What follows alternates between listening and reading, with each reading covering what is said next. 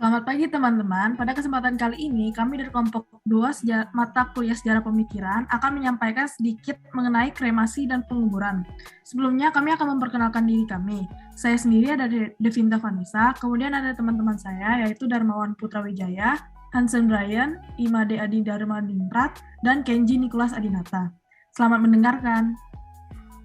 Oke, terima kasih atas kesempatannya. Jadi di sini saya akan menjelaskan mengenai ritual pemakaman. Apa sih itu yang disebut dengan ritual pemakaman? Jadi ritual pemakaman adalah sebuah tata cara yang pada umumnya dilakukan sebagai upaya memberikan penghormatan terakhir bagi mendiang. Secara historis, tujuan dari sebagian besar pemakaman keagamaan ini adalah untuk membantu orang yang telah meninggal dalam perjalanan mereka ke kehidupan berikutnya atau ke alam berikutnya, seperti itu. Lalu ritual pemakaman berdasarkan cara dapat dibagi menjadi dua tata cara, yaitu ada kremasi, ada juga penguburan.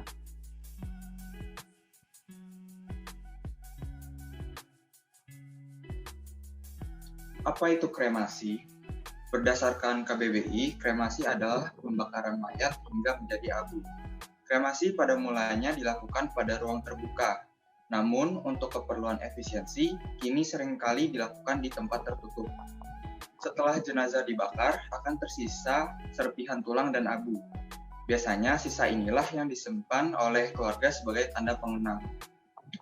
Alasan dari dilakukannya kremasi adalah untuk melepaskan kemelekatan kerabat terhadap mendiang dan untuk meminimalisir penggunaan lahan.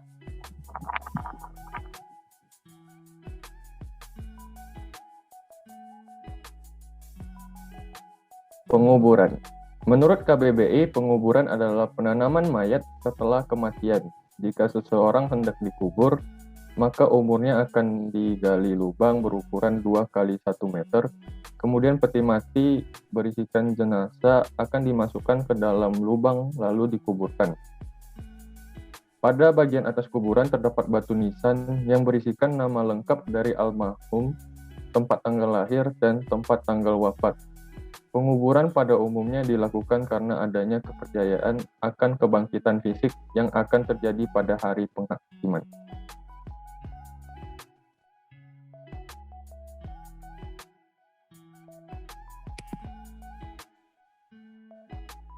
Oke, berikutnya, namun tujuan dari ritual pemakaman secara spesifik dapat bervariasi seperti itu. Antar agama berbeda-beda dan tergantung pada waktu, tempat, dan juga kepercayaannya mereka masing-masing. Maka dari itu, terdapat perbedaan tata cara pemakaman seperti yang dijelaskan sebelumnya.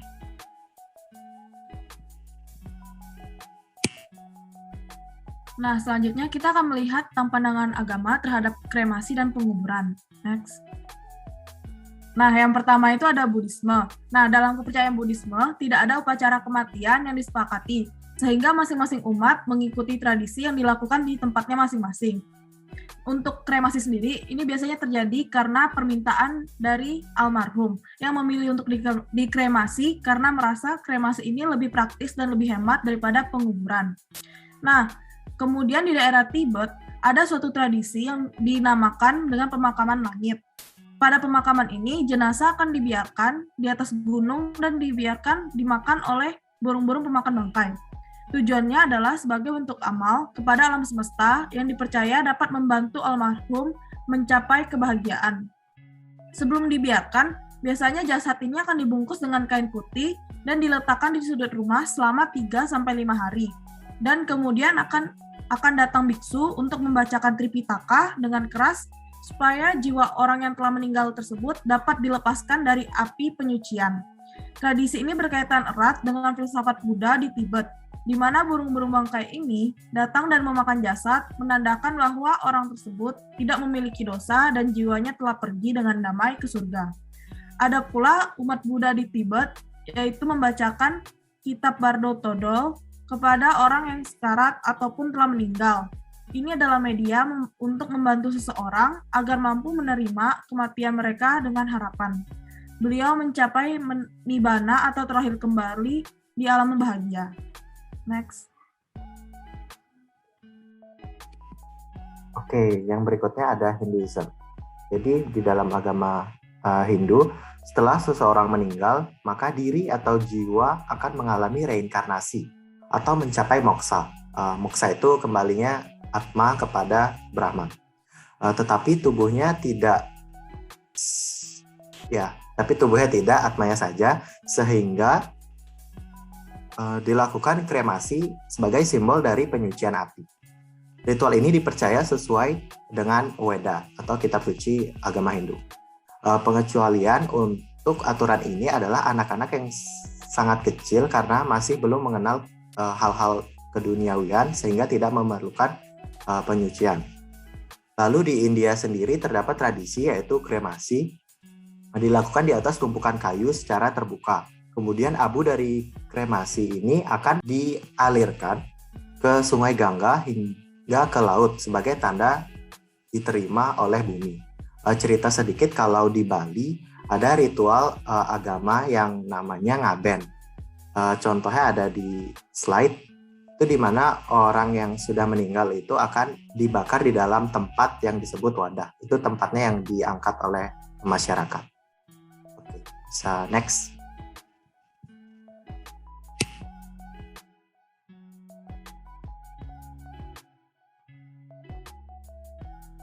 Selanjutnya adalah agama Islam. Dalam kepercayaan Islam, penguburan adalah cara pemakaman yang wajib dilaksanakan. Diyakini bahwa tubuh akan tetap berada di liang kubur hingga hari penghakiman. Kelak akan terjadi kebangkitan fisik sehingga tidak dianjurkan untuk melakukan kremasi. Dalam agama Islam, seseorang yang sekarat akan memelangi kalimat syahadat untuk menyatakan iman sebagai ucapan terakhir mereka. Dan setelah meninggal, jenazah harus dikubur dalam waktu 24 jam. Jenazah akan dimandikan dan dibungkus dengan kain kafan. Dan saat dikubur, posisi tubuh jenazah akan diposisikan menghadap ke arah Mekah. Next.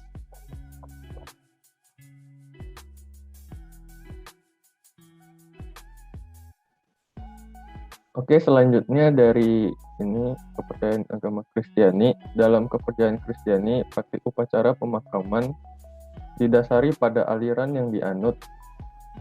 Gereja-gereja aliran Kristen Protestan menekankan perbedaan antara tubuh dan jiwa, sebagaimana jiwa akan melanjutkan ke surga, sementara tubuh tidak penting dan dapat dibuang secara permanen.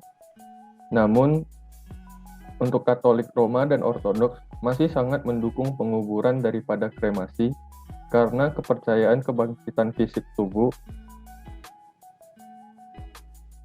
Ini Gereja Katolik Roma telah mengizinkan kremasi, selama hal itu tidak menimbulkan berkurangnya iman dalam kebangkitan tubuh. Dari diterimanya pemahaman ini, terdapat penurunan signifikan dalam jumlah pemakaman gereja di Inggris.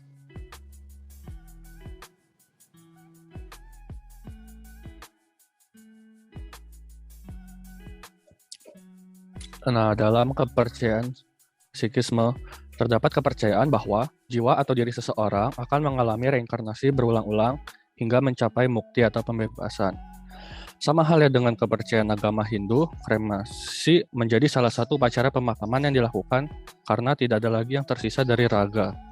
Pada tradisi Sikhisme, ketika seseorang tampak hampir meninggal, maka keluarga dapat berkumpul dan membacakan himne damai atau Sukmani, dibalas dengan orang tersebut mencoba merespon dengan menyebutkan nama Tuhan, yaitu Wahai Guru.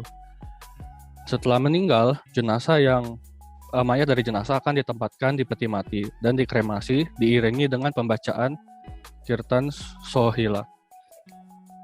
Upacara kremasi dikenal sebagai Atam Sangkar dalam agama Sikhisme. Upacara ini tidak harus dilakukan bila dalam keadaan mendesak. Dalam keadaan yang sangat mendesak, jenazah dapat dikuburkan layaknya pada umumnya. Pada upacara pemakaman ini, biasanya di akhir upacara, jenazah atau abu hasil bakaran dapat dikuburkan atau ditempatkan di dalam air. Next.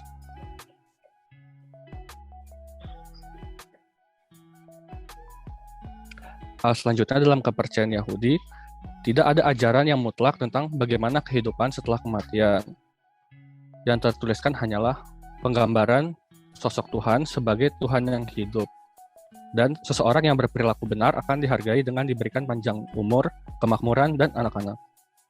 Namun, ada beberapa kepercayaan yang mempercayai kebangkitan fisik ketika datangnya Mesias, sehingga cenderung setuju dengan penguburan. Namun, ada juga kaum Yahudi liberal dan reformasi yang tetap mengizinkan kremasi. Selama waktu kematian hingga proses penguburan, jenazah akan dijaga tanpa henti. Jenazah akan dirawat oleh orang-orang yang sama jenisnya di sinagog. Setelah perawatan, akan dilakukan pemakaman dalam waktu sesingkat mungkin. Jenazah akan dikuburkan bersamaan dengan talit atau selendang doa kepemilikan almarhum. Setelah penguburan selesai, keluarga akan menziarahi kuburan secara rutin.